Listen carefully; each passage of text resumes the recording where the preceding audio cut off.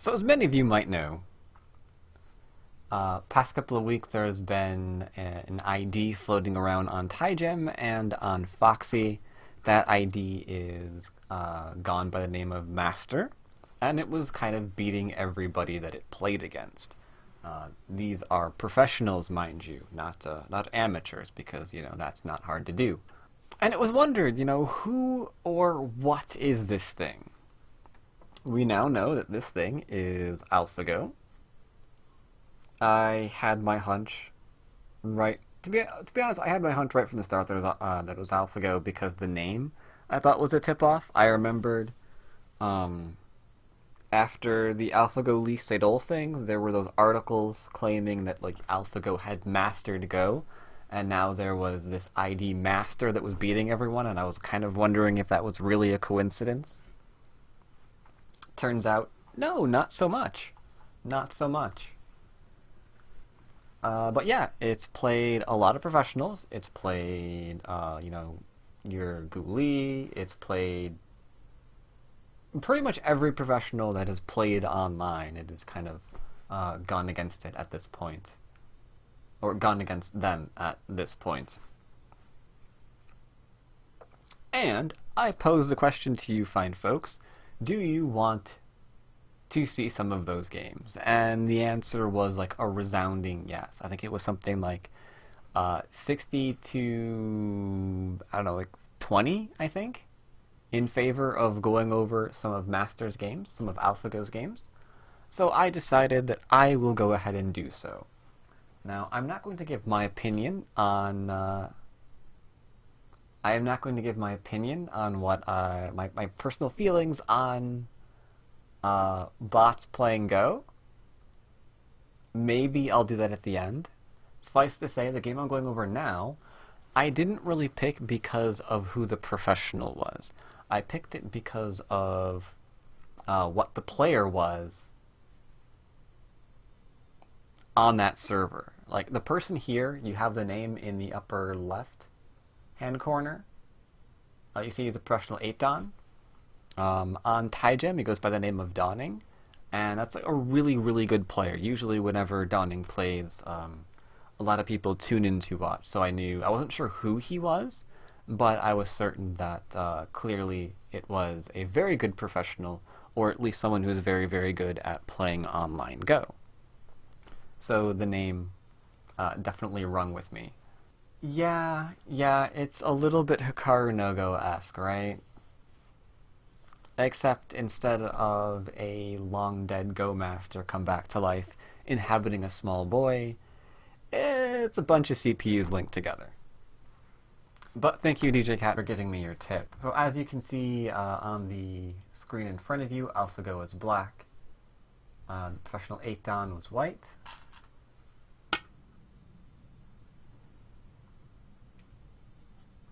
AlphaGo opens up with 3-4 stones. The 8-Dan opened up similarly. As I've mentioned before in my lectures, this is actually a very interesting point to open up at. It shows fighting spirit. It says, I don't mind, for example, if you play a diagonal and we get into a more territorial game, you can play a bit more traditionally and try to make up some kind of framework or enclosure or whatever. Don't really care what you do. I'm down with everything. 3-4 stone taken again by AlphaGo. White takes 4 points. And this is something that's actually very interesting, because I had taken a glance at some of AlphaGo's games up until this point. This is one, I think it's one kind of towards the middle last games. This is toward the middle last games. So the 8-Dan is aware that this is something that hasn't been defeated yet. Okay? But this is something that's interesting, because the bot does seem to enjoy its influence. It seems to value influence more than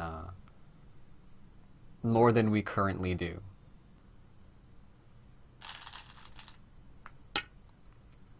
White approaches, as per usual. Black takes territory. Not surprising here. A lot of things that white could do here. We could, for example, see this into something like maybe a traditional Jiseki.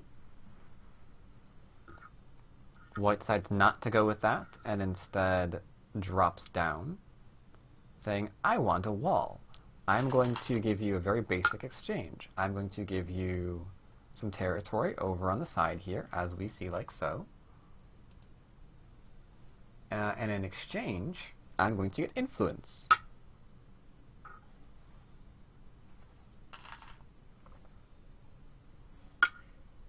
So we see this exchange take place. This is a small avalanche. But it's not very complicated, which is why I decided to go over the game. If this was going to be a very, very long, complicated sequence that's just going to continue to kind of like spill out over the board, I don't think that would be a very interesting game to go over, so I wouldn't do it. But this one doesn't have a very long a very long variation.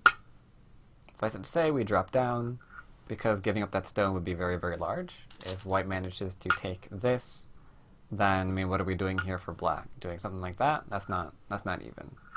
That is not even at all. So we're going to go and drop down. Now you might notice that we can't drop down and take, so we threaten to play here. That way, if we drop down, then these two stones are dead. As a result, black has to say those stones are not going to die. This now puts these two stones in a ladder. So in order to defend against said ladder, white defends. Now this is not a ladder. And once again, we are threatening to kill off the three stones. So black has to make certain that that's not going to happen. Now if we were to play here, for example, we could just play here as black and those two stones be dead. But rather than do that for the moment, we're going to try to get a little bit more out of this position. So we take advantage of the cut point, which forces an Atari this way. If we Atari this way, then these three stones are dead, and that's not acceptable. So we Atari from here, and we go up. Like I said, we're kind of making a basic exchange where black's going to get territory in exchange for white getting influence. It's a bit of a roundabout way of doing so, but that's the general idea. All right, so yeah, we're having a basic exchange, territory versus influence. Pretty straight up exchange here.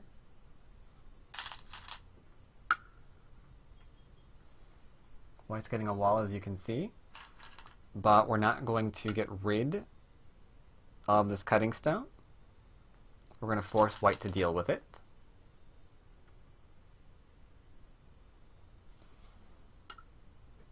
We play this, otherwise we throw in take, Atari, fill, Atari, and then these stones are dead.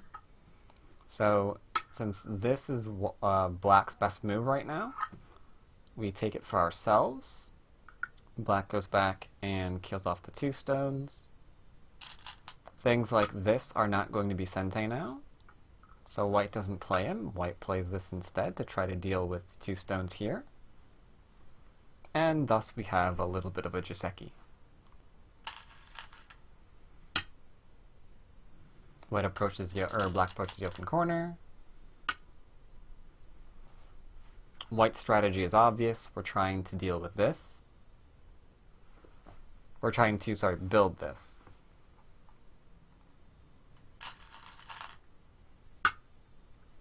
Black takes an open area, because if this turns into a white stone, you can see white strategy continuing to increase across the board.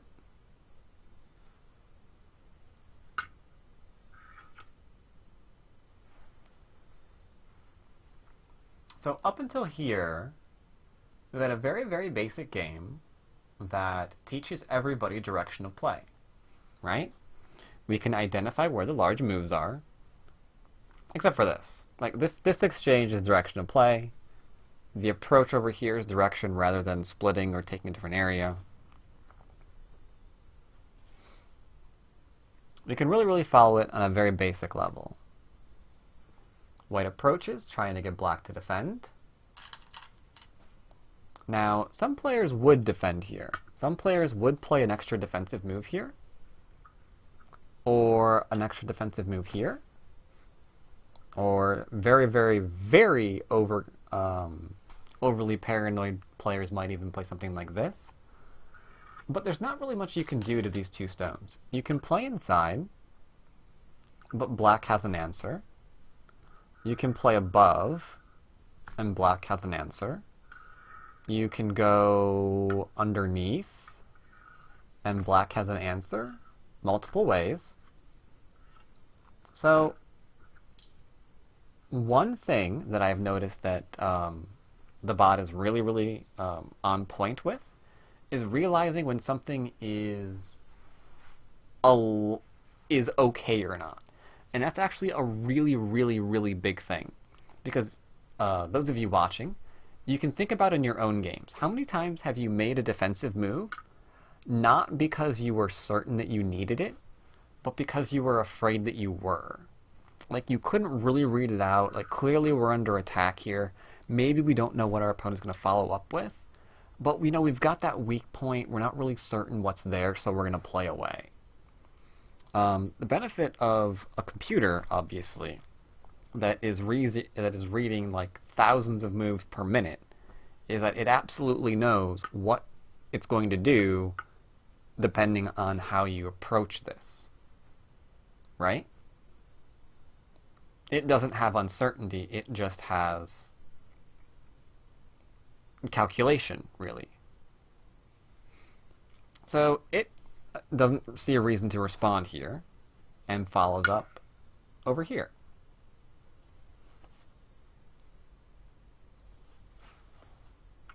This is a pretty standard continuation.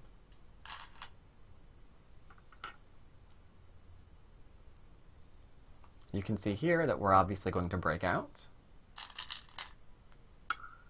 White plays the Atari. Black plays the Atari. White gets to take.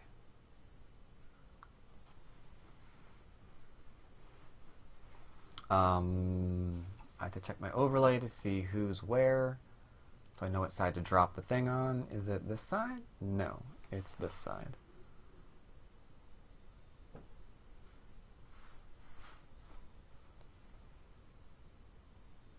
Okay, got it. Black then plays the Atari.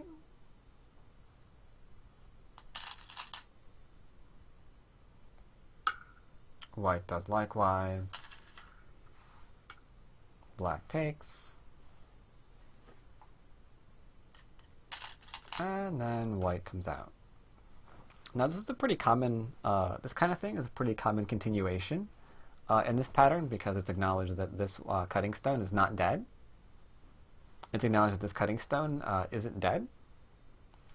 Therefore, this coming out is expected. However, as you can see here, black doesn't really have a single eye yet. We can falsify it that way. We can falsify it this way. So we're getting stronger here, we're pretty strong here, and black has a weak group. So we're not going to play away. Because like I said, the bot is very aware of what's going to happen if we ignore something, and right now we can easily evaluate that this is not a strong point for us. Whoops. So we're going to continue playing here.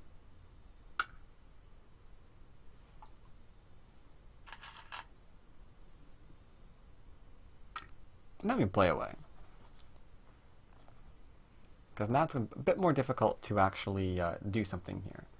I mean, we've got like a probe for the center, but more on that later. Can black's two stones escape later using O12? What is O12? Bear with me, I have to check on the overlay to see what O12 is. You have coordinates, I do not. I'm not sure when you asked that, to be completely honest. Because it seems to me the O12 is a captured stone. Ah, okay. So black invades, because white's strategy is obvious. He's trying to build here. It is deemed that this is fine, it is deemed that this is fine, so it is going to play elsewhere.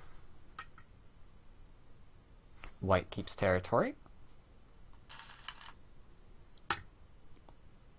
Black settles. And now here's where interesting things occur. This is where interesting things occur.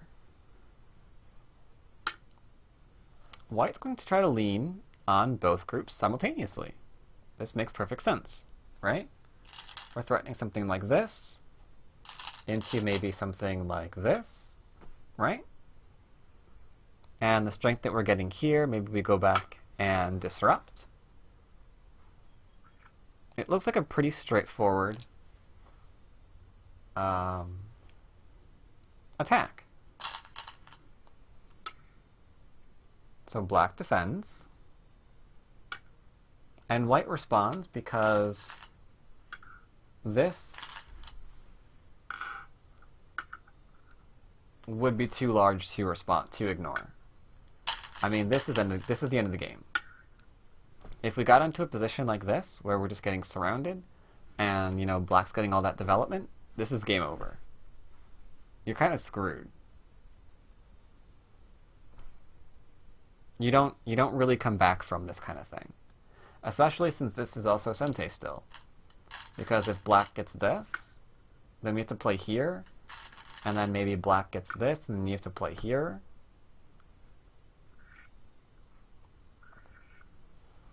So yeah, not good. We can't play that way. So this is absolutely 100% Sente. So we respond. And then black defends.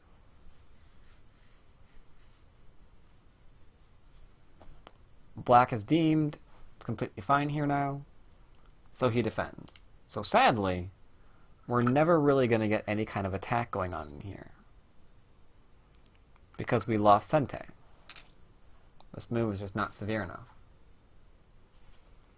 Now, white tries to make it more severe. We get in a nice little poke. Keep in mind, there's no eye here yet.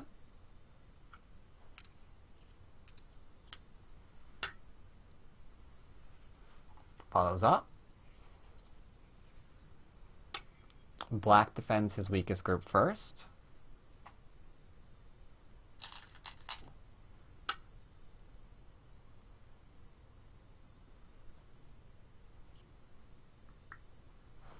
For counterattacking. Because right now this is the largest problem that black has on the board. We defended this. There's no longer any problem with this group.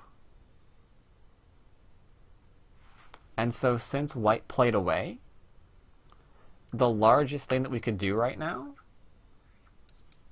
is ensure nothing strange happens in this area. Like white doesn't get some kind of weird continue attack over here or over here to kind of like do any kind of driving attacks to gain strength against maybe this group or something. This is the largest uncertain area on the board.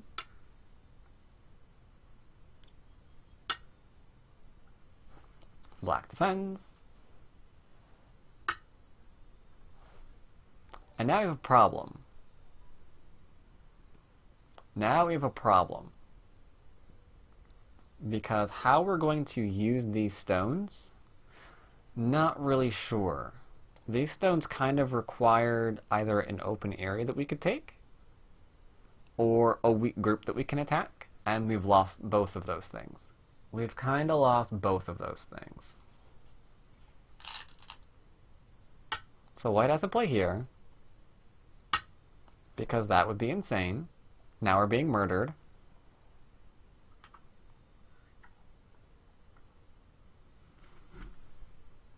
Wait, why did I do that? I don't know.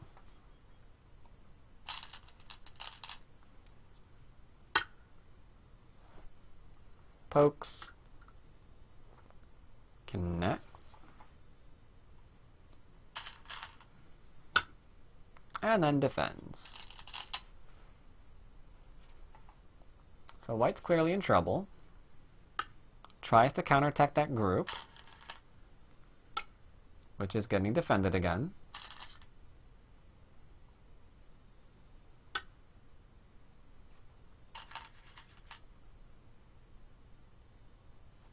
And now that we're no longer behind enemy lines, right? We're no longer behind enemy lines. Black plays away. You can see the problem here. Like, already the problem is very much revealed. The problem is already very much revealed. White's trying to get something done with his influence and trying from some kind of like leading attack. Black is evaluating exactly when he's fine again, and then he's just taking the next largest point on the board. Right? It's very, very tough. Do you think white made a mistake somewhere? I think this move was not as strong as he had hoped it was going to be. This little diagonal here. Because it was too easy for white to get out of, or for black to get out of this in Sente to defend. And that seems like it's unacceptable.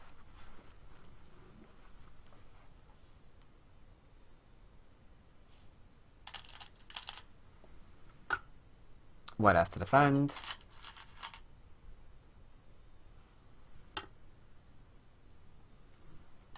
Black likewise. And you can kind of just see this pattern that white's now into. He has to make this do something, right?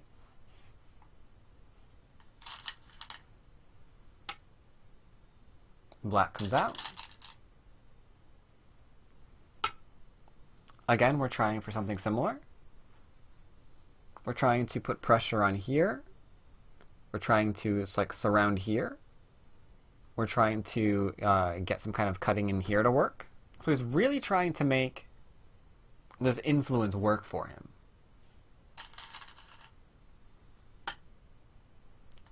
Black defends, taking a large amount of territory. Keep in mind, we don't have white taking territory throughout this. We're not really sure where white's territory is coming from. Because you can't really say, well, it's okay, he's got like 6-line territory here, when this is still very much open, right? We can't say that this is worth anything right now. That this isn't worth points.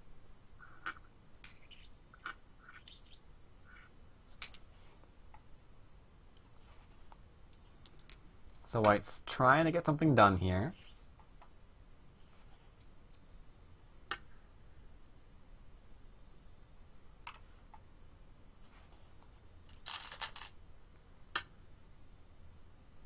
Try and surround the 2 stones.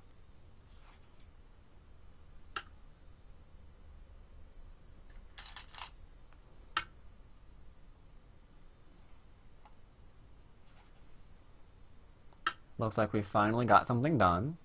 Black's defending himself here in the center. Looks like we're kind of allowing the 2 stones to be surrounded. Unfortunately, they got an easy defense. Can just go straight underneath and connect up.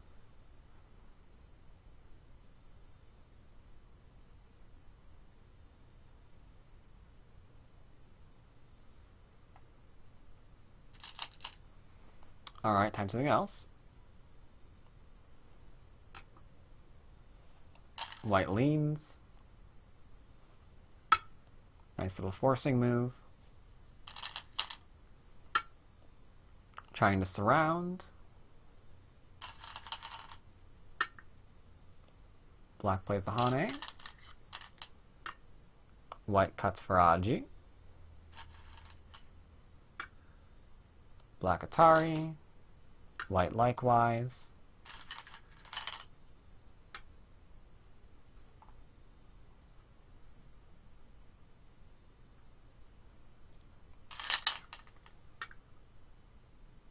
So you can see he's playing very aggressive. And from this influence, it looks like we might be able to get something done over on this side. So white looks pretty strong right now. But with this kind of play, he can't afford like a single slack move because his opponent has a very territorial style, right? And he's not really picking up very many points while this is going on. His profit here is within the idea that groups being unsettled will reveal their own points, right? So black sees that he's got the eyes now, so he plays away again. White keeps connected, but that's Gote. So we lose the attack on left-hand group. That complete certainty that we're fine now is probably the largest strength that I've seen from the computer. Being able to look through all of the variations and deem if something is alive or not, really. Because since that wasn't responded to on top, we don't get to attack this. Therefore, the influence from here is greatly diminished. And you can see all of the territory that black is now getting on the left-hand side. Because we lost that, essentially. Connecting.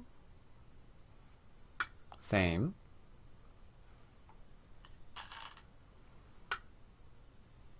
Poking at the corner.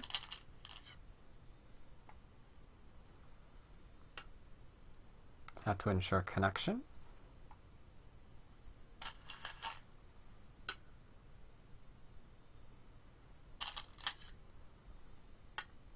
Try and separate.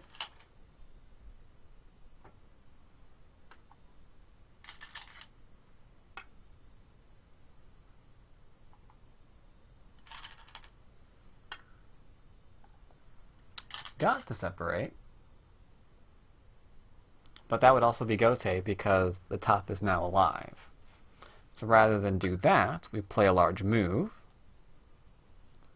to develop this area. But middle is usually regarded as small, and AlphaGo completely calculates the exact same thing and reduces the corner instead. So we're going to grow here, but we're taking away territory in the corner. I feel like... Nope, I didn't. I thought I must move for a minute, but I did not. Trying to finish up the center.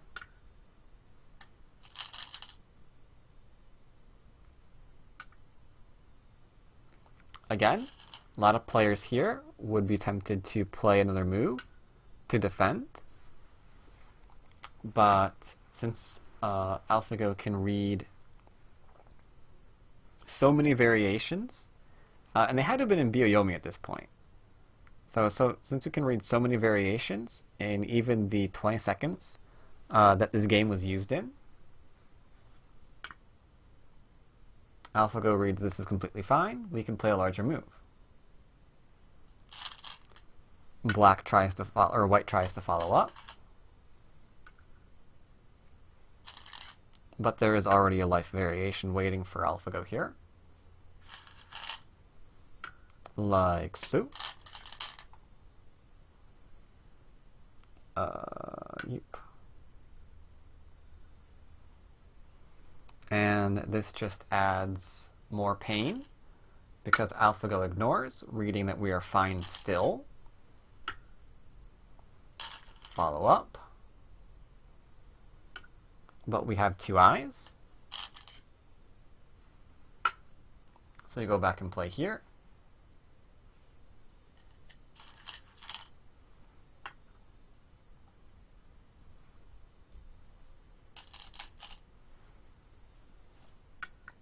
Try to get something done on the right-hand side. Got black to back off a little bit. Now we're getting some extra eye shape for ourselves. Getting a little bit reduced.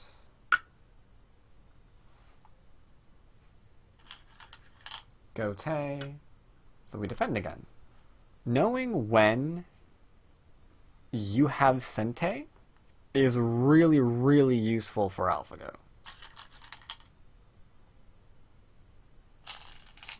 It doesn't seem to play any extra moves because there's no ambiguity. It either reads something or it doesn't and responds accordingly. Push, push, push. Threaten to cut, cut, cut. Defend, defend, defend. Kind of needing some eyes here.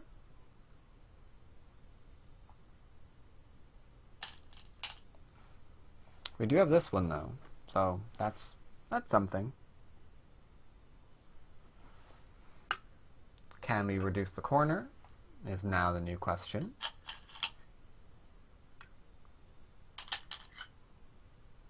Cut to try to make something happen. Not much is really happening there. White plays here both for life and for endgame.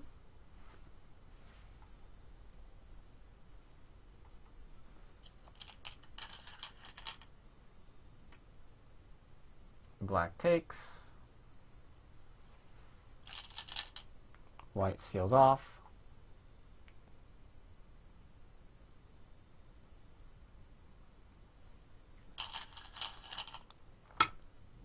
Taking more points. Endgame off this stone. Because see, now we can play here, and you can't really block, otherwise the Atari here kills you. So these are probably going to be no points.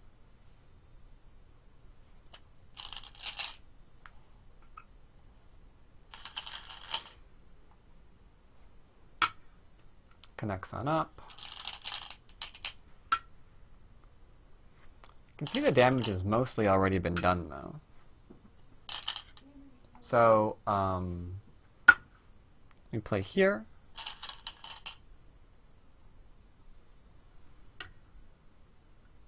Black drops down.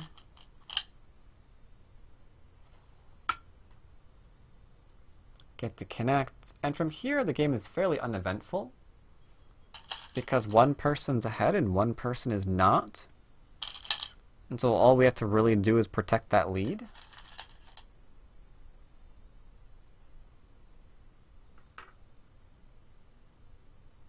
As we can kind of see here, I mean, there's going to be some pokes here and there, but mostly this is just going to be going straight into endgame without really much else occurring.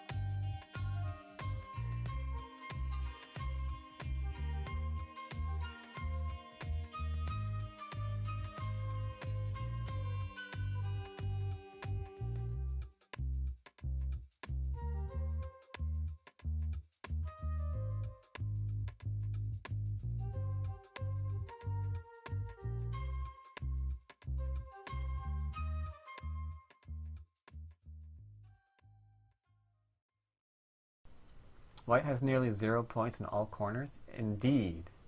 Indeed. White adopted a center strategy this game, which was very interesting. But we see the danger of the center strategy, don't we? Because that center strategy revolves walking a very, very fine line of what groups are weak, what groups are not. When we have Sente, when we don't. What is Sente, what isn't. And if you make any slack moves, then that strategy kind of fails because something gets an extra defense that maybe you hadn't planned on. Right?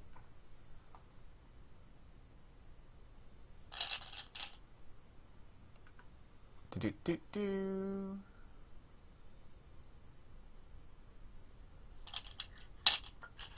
Gonna go ahead and connect that on up. Gonna go ahead and take 2 stones.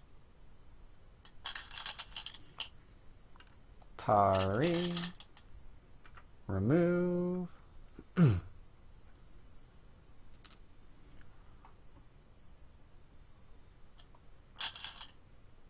Remove the eye. Threaten to connect on up. Black takes, so we have me eye. You got an eye here, or connect up to that eye. Threatens to go through. Connects on up. Connects on up. Takes 2 stones.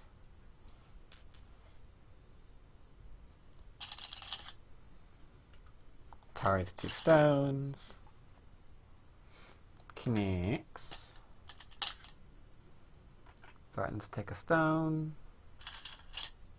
And connects.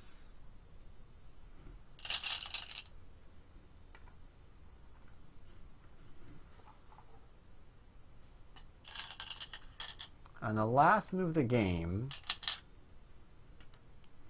is this one. White is too far behind, so he goes ahead and resigns. Nothing's dead, mind you. I mean, this is all connected up, right? We're connected up to here. So nothing here is dead, and that's all connected up through, like, everywhere. It's just that this is White's territory, and, like, that point and this point, that's really about it. Whereas Black has this, this, that, and some in the center, and it's just not enough. And I thought I would go over this game because I thought it was highlighting one of the largest things that I've seen in AlphaGo's games online, and that its ability to calculate when it is and is not in danger. A lot of the times, the games that I've seen, some of the human opponents make a threatening move that a lot of people would respond to, that due to the sheer number of variations that AlphaGo can read through, it realizes that it's not in danger from whatever move that was, and then plays a large move elsewhere, which is huge in a game like this, right? Every move obviously matters.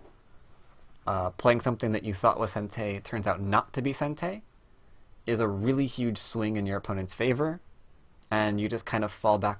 You kind of just like fall behind. Like we saw that twice, right? We saw like the attacks here kind of fizzle out. We saw the attacks here kind of fizzle out, and we lost points in the corner as a result.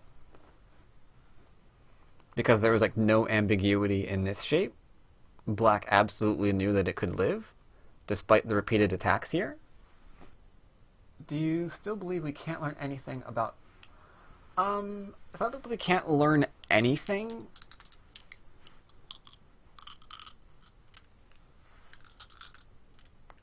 I think one thing that I found interesting, that struck me as interesting about these games, is I remember something Haley said that, I forget who she was interviewing. I think maybe she was talking to one of the American professionals. I want to say it was in one of those series, where she says that even her, like a professional player, right, tends to read and reread things that don't work because the human wants them to work. So we spend time having to read and reread something, which against a computer would be a lot of wasted time. I'm thinking of how long it takes to calculate and recalculate a game, that especially in a setting like this,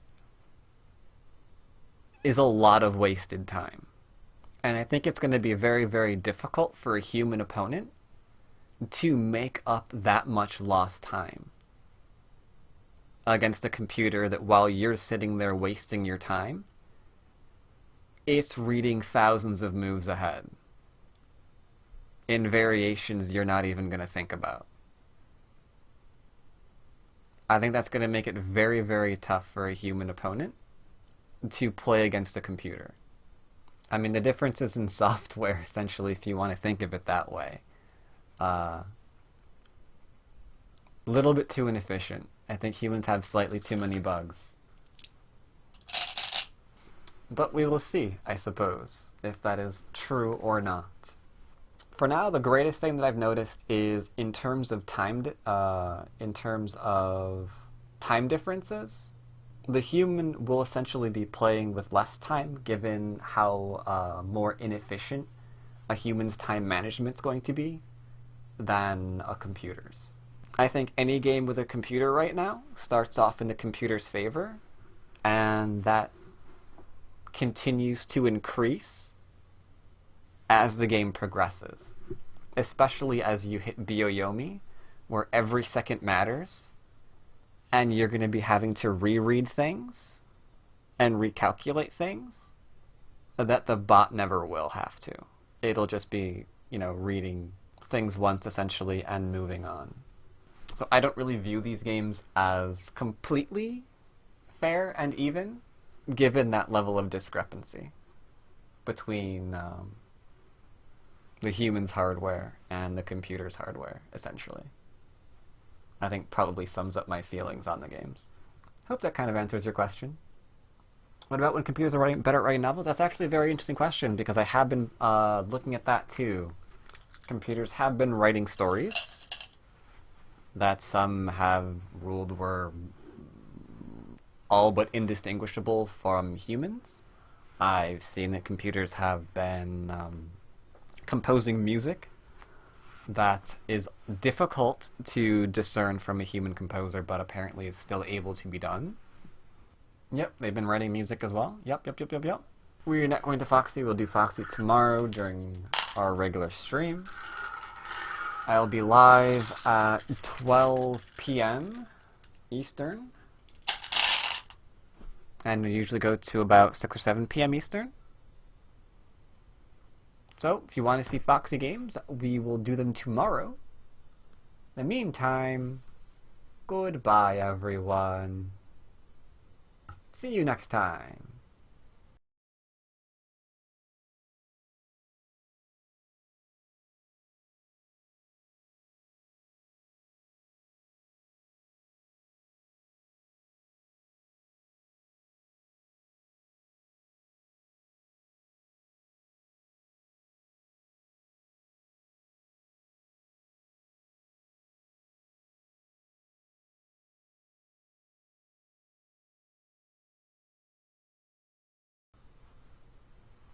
And now, wait 1 moment. This is my cue that I'm timed out right now and I'm reviewing. I'm seeing some weird stuff occurring like over here, and I'm trying to figure out what's going on there. Am I hallucinating? Yeah, there's like a disturbance in the force. I don't know why, because it's a perfectly smooth area. And that's not a wire. I don't really know what that is. No, it really isn't a hallucination. It really exists.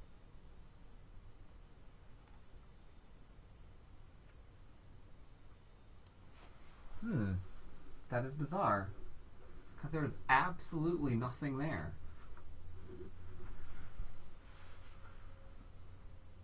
That is so bizarre. No, board shadow is actually hidden. And okay, I'll give you a secret. The board shadow would be pixelated. You are right, the board shadow would be pixelated, but I have an illusion going on here. You can see I actually have a shadow imprinted on my overlay, right? That's to cover up the imperfect board shadow that I would otherwise have on the screen. So I just hide that in the darkness, and then you don't know it's there.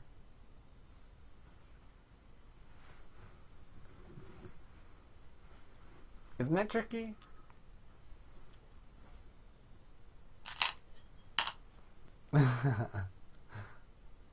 Indeed, indeed.